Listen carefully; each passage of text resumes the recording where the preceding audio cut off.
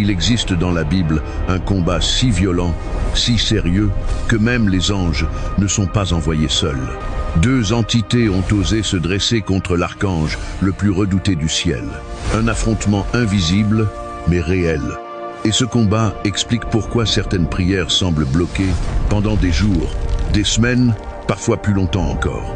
Dans le livre de Daniel, un homme prie. Il jeûne, il cherche Dieu avec sincérité. Et pourtant, rien, aucune réponse, aucun signe, un silence total. Mais ce silence n'est pas un abandon, c'est le bruit d'une guerre invisible. Daniel chapitre 10, versets 12 et 13, révèle une vérité troublante. L'ange envoyé vers Daniel lui dit « Dès le premier jour où tu as appliqué ton cœur à comprendre, ta prière a été entendue. Mais le chef du royaume de Perse m'a résisté pendant 21 jours. 21 jours, pas parce que Dieu tardait, mais parce que quelqu'un résistait.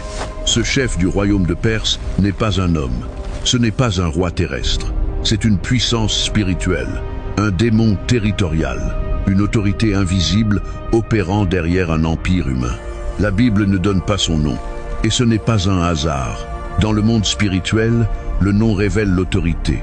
Mais ici, la Bible révèle sa fonction, contrôler, influencer, dominer depuis l'ombre. Lorsque l'ange Gabriel descend avec un message divin, le prince de Perse se dresse sur son chemin. Il ne peut pas l'arrêter définitivement, mais il peut le ralentir, le bloquer, créer une résistance invisible mais implacable. C'est ici que beaucoup se trompent. Ils pensent que si Dieu agit, tout est instantané. Mais la Bible montre que certaines réponses passent par un champ de bataille spirituel. Et alors, le ciel change de stratégie. Daniel chapitre 10 verset 13. Et voici, Michel, l'un des premiers chefs, vint à mon secours. Michel, l'archange, le chef des armées célestes. Celui qui n'est pas envoyé pour négocier, mais pour vaincre. Quand un combat dépasse les anges messagers, Dieu envoie un commandant. Michel entre dans la bataille, et l'équilibre bascule. Le prince de Perse est repoussé. La mission est débloquée. La révélation peut enfin atteindre Daniel. Mais l'histoire ne s'arrête pas là. L'ange fait une déclaration encore plus troublante. Dans Daniel, chapitre 10, verset 20.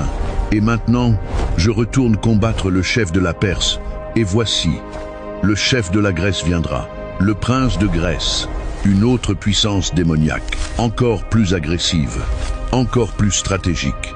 Deux démons, deux empires, deux puissances invisibles, face à un seul archange. Ce n'est pas un mythe, ce n'est pas une légende, c'est un texte biblique.